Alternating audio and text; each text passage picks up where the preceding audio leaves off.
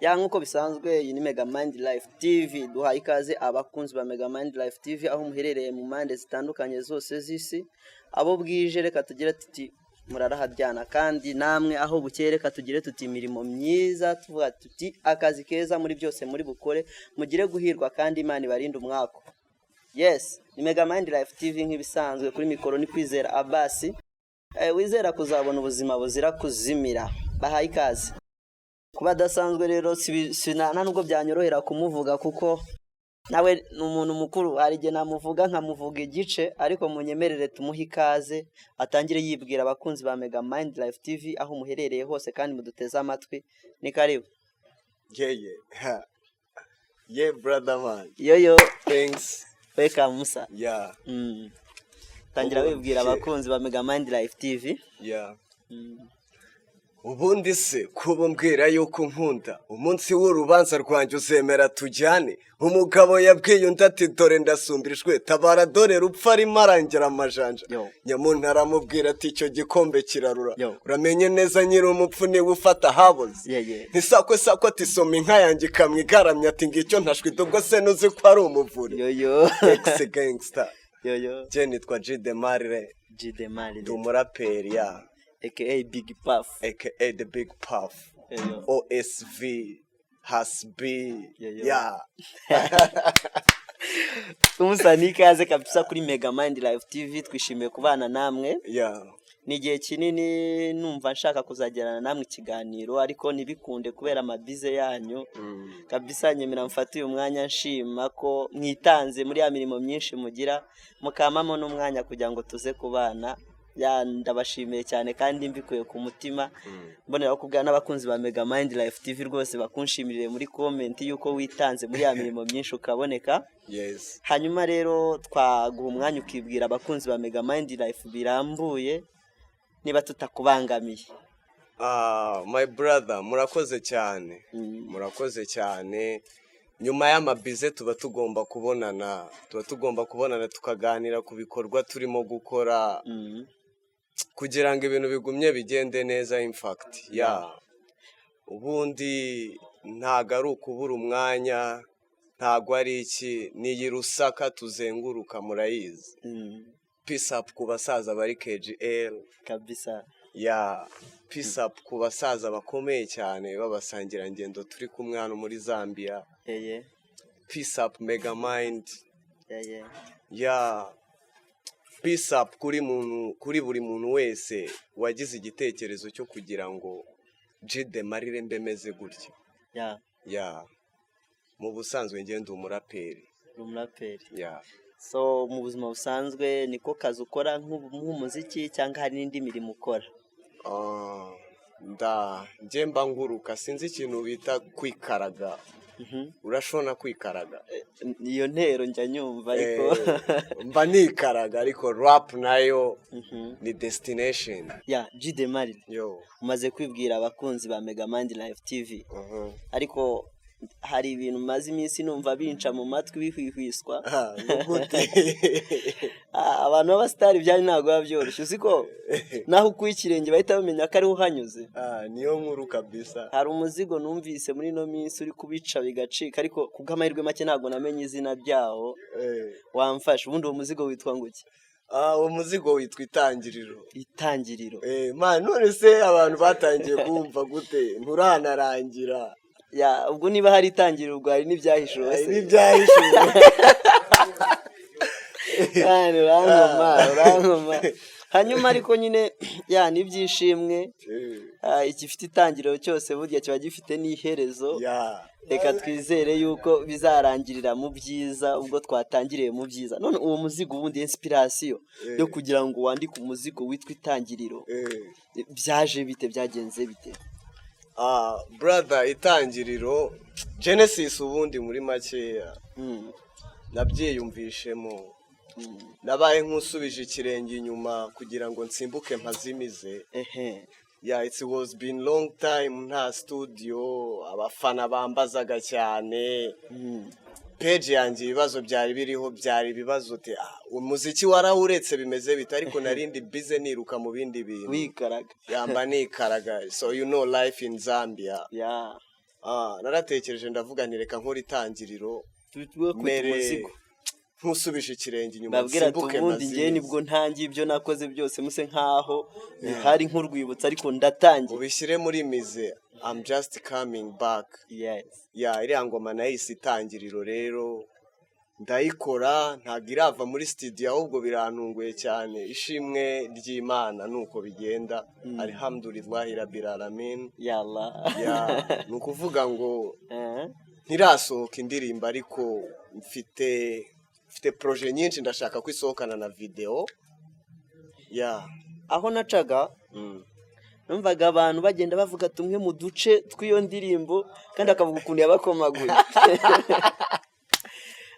hari umuntu wambwiye ati hari agace waririmbye urajya bavuga ngo na rugira afashe uwifashije ngo none ko rugira nawe afashe uwifashije reka mfate igitiyo nyoboke iy'ubuyede na rugira afashe uwifashije mu by'ukuri hari abantu bajya bicara ngo Imana yaravuze ariko reka tubabwire ngo na rugira afasha uwifashije bro n'ibyanga bafata igitiyo bayoboka ubuyede bakura amaboko mu mifuka icyo mba nshaka kuvuga hariya ngo ufate igitiyo nyoboke iy'ubuyede mba nshaka kuvuga ngo aho kugira ngo wicare ubusa utegereje ngo bizikora ushobora gukora n'akazi gasebanya ariko ntugire uwo usaba infact ntugire uwo usaba ukavana amaboko mu mufuka ugakora hanyuma hari n'akandi gace numvise kavuga ngo turi guhigisha imbwa ingona ariko njye nahise nibaza ugifundiye vipi ngo mbaye nk'umuhinzi utangira umurima nta mbuto cyangwa se umuhigi ujya guhiga ingona n'imbwa kariya kantu rero karankomeye guhiga ingona witwaje imbwa nahise nsanga ingona ishobora kurya imbwa ikarya n'umuhigi ese nk'umutipe ubundi mwebwe niwe mwagombaga kuza gukora kuri Megamind kuko ibitekerezo byanyu biri mega nyine Megamind muri abavandimwe ibitekerezo byacu nyine ubwo namwe ni ibyanyu hano harankomaguye binera gutekereza kure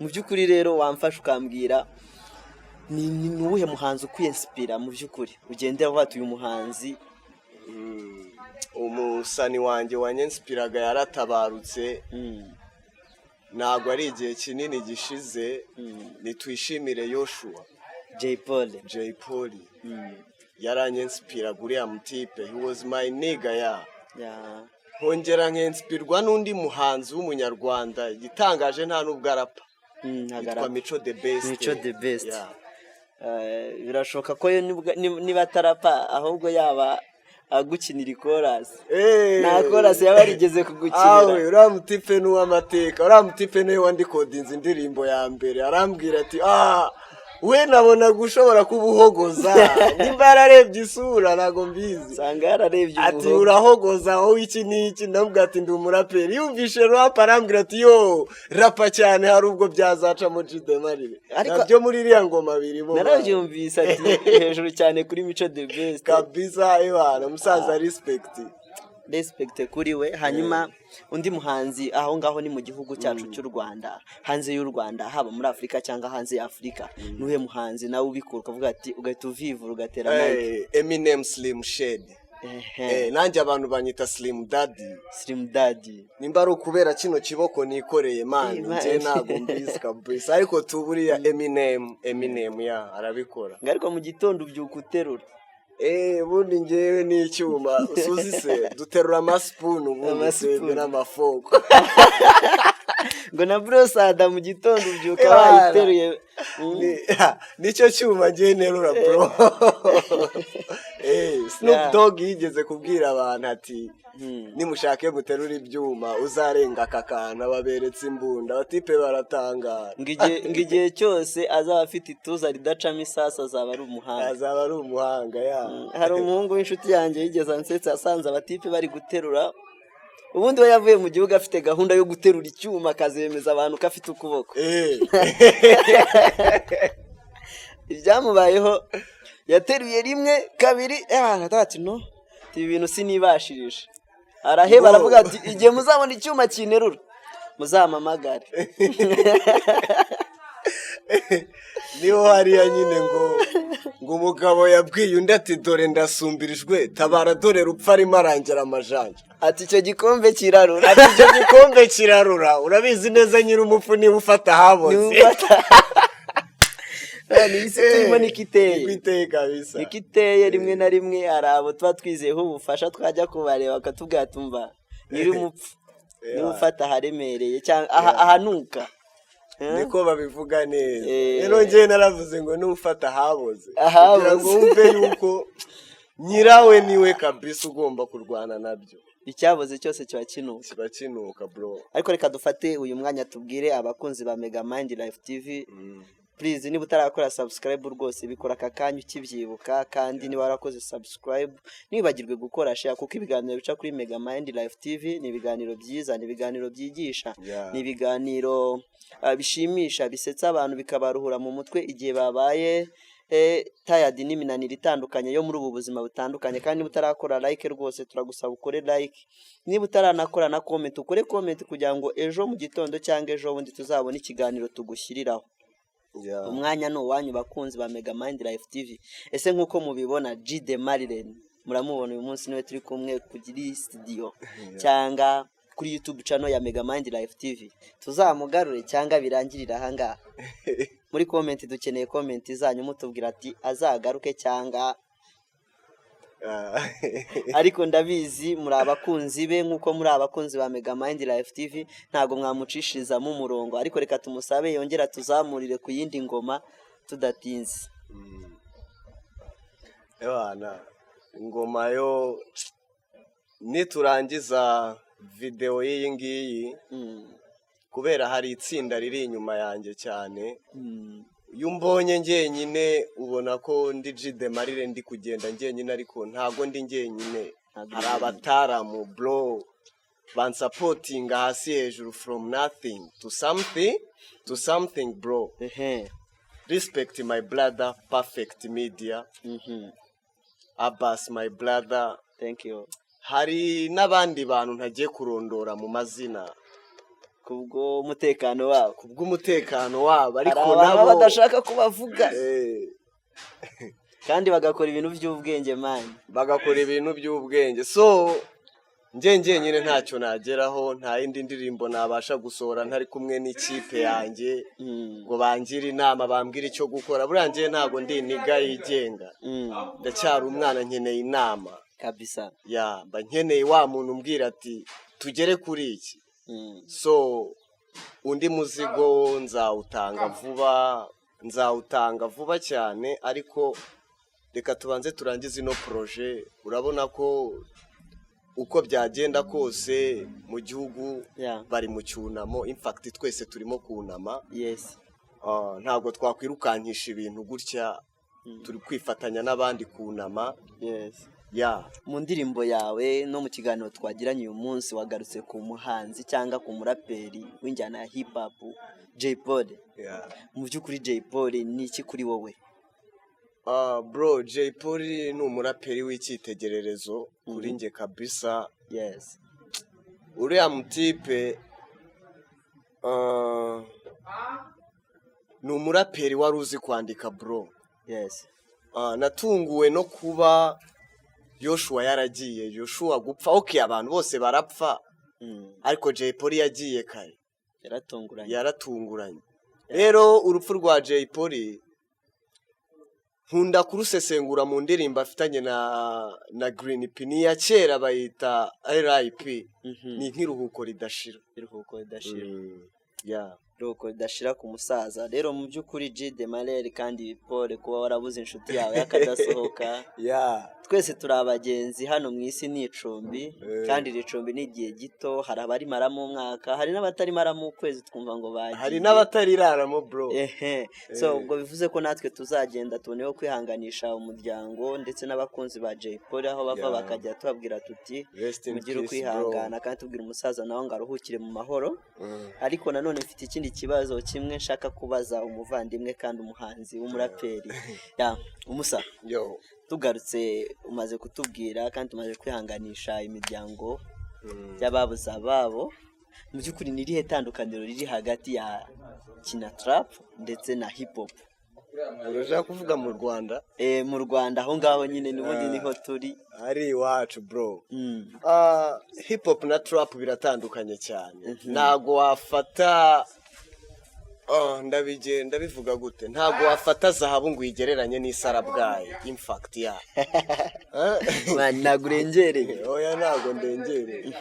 Barabizi gerageza gutanga igisobanuro cy'ibyo ngibyo twumva. Nyine nshatse kuvuga ko okay, trap ifite ba nyirayo bayikunda na hip hop ifite ba nyirayo bayikunda, ariko you can't, in fact ntushobora kugereranya ibintu bitagererana.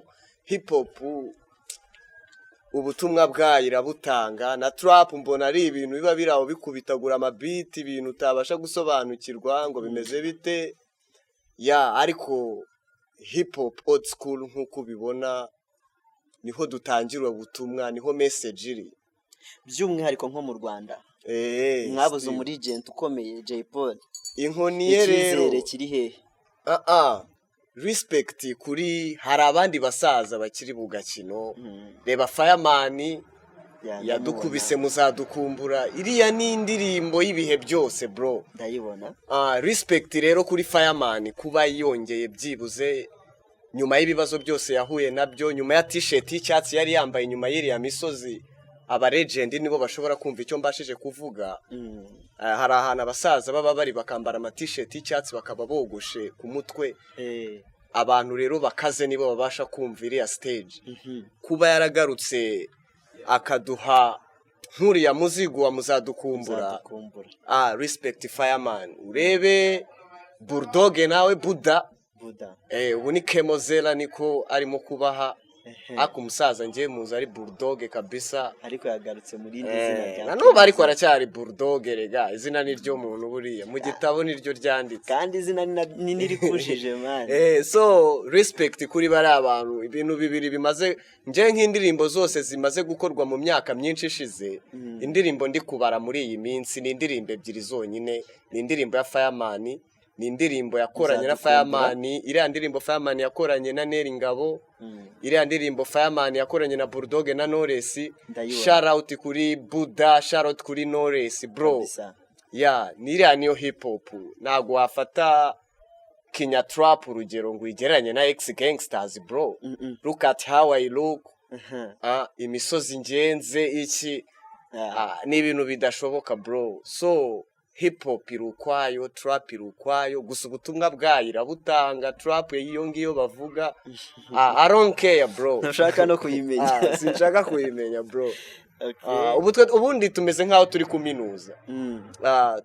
Nasubije ikirenge inyuma ngo nsimbuke mpazimize, kuko wabonaga ko umuziki wari urimo akajagari. Bamwe bavuga ngo old school yarabuze. Old school yabuze ite ngihagaze hano? Wapi?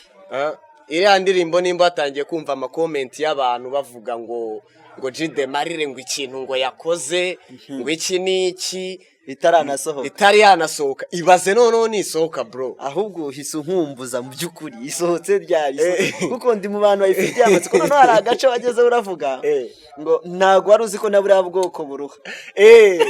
Turi kuva Mutendere na Master Air tubona convoyeur w'umuzungu mu kabasi. Musaza zunguza umutwe ati reka nkore cyane, sinari nzi ko ubu bwoko nabwo buvunika.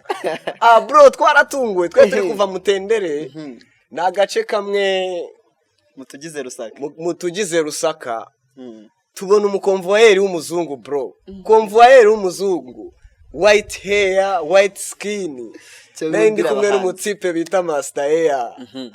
Master aramureba ati ntabwo nari ntwaye gutya, arambwira ati ubonye bibaye. Nimbonye konvoyeri w'umuzungu ati bro reka nkore cyane, sinari nzi ko buriya bwoko nabwo buvunika. So iyi ndirimbo ubundi isohotse ryari? Ese nisohoka tuzayibona kuziye mbuga nkoranyambaga? Urugero urabona nk'urubuga kakanya uri kumbonaho, byanjye uzabibonaho. Kuri Megamind uzabibonaho, channel ya G the Marley uzabibonaho. Ukurikire Facebook page yanjye, Facebook account. Nje nemerera ubucuti abantu, ntago niyemera ndasubiza.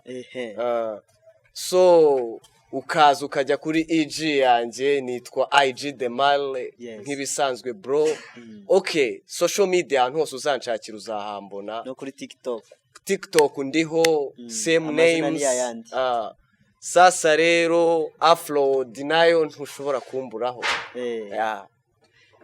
Ubwo rero ku bakunzi ba G the Marley ndajya mbabwire ko umuzigo witwa Itangiriro. Arababwira yuko yari yarasubiye inyuma kugira ngo azagaruka bazimize, arahari ku bwinshi mu njyana nyinshi zimije kandi yuje ubwenge, ubuhanga, ubumenyi. G the Marley arahari kugira ngo atwike. Ni muzamubura rero ku mbuga nkoranyambaga yababwiye haruguru. Niba mumushaka muzamubona. Rero reka tumusabe asezere ku bakunzi ba Megamind Life TV kandi anababwira yuko hari ibyo bagomba gukora. Kora subscribe first kuri Megamind Life TV, usimbukire kuri G the Marley ukore subscribe, una liking page yanjye nanone, wiyongere muri ziriya nshuti bros and sisters bakuru namwe batoya, upload ukoreho subscribe bro. Abo bantu bose mba mvuze bafite icyo basobanuye mu buzima bwanjye. So ntago nagenda ntakubwiye aka kantu. Ndatigita izuba rindi mu ruhanga, timba nayifunze n'agakepe k'izuba, izina sindivaho ngenda cyari big puff kuko ubuzima arifo remember buzamo na so. Ndazamura amashimwe nk'imbohe mu bitekerezo, ndabizi neza ibyisi byose bwo bijya bigira ihereze. Rega byuka usenge buryo gwije abanzi. Niba udasenga barakubwiye ngo byuka usenge buryo gwije abanzi. Ngo itangiriro ry'ubuzima turitangira turira, iherezo ryaza naryo nuko namarira. Ndakwanga ndagukunda, isomo ry'abafilozofe. Ndababwiza ukuri indirimbo ifite byinshi hishiye abakunzi ba Megamind Life TV kandi hishiye abakunzi ba G the Marley. Nimuzacikwe nisohoka. Ciao naho utaha. Thanks so much bro, merci. Bakunzi ba Megamind Life TV aho mugiye muherereye, reka tugire tuti ibiganiro nk'ibi byigisha naho ubutaha. Twari turi kumwe na G the Marley kandi dukomeza kubabwira tuti mukore subscribe niba mutarabikora, kandi nawe wabikoze turagushimiye cyane, wagize neza. Reka tugusabe ngo ukore share kugira ngo ibi biganiro bigere kuri bantu benshi bashoboka, kugira ngo babashe kumva kandi banamenye G the Marley ni muntu ki. Naho ubutaha ibiganiro nk'ibi cyangwa interview nk'izi kuri Megamind Life TV. Turabakunda. Ciao.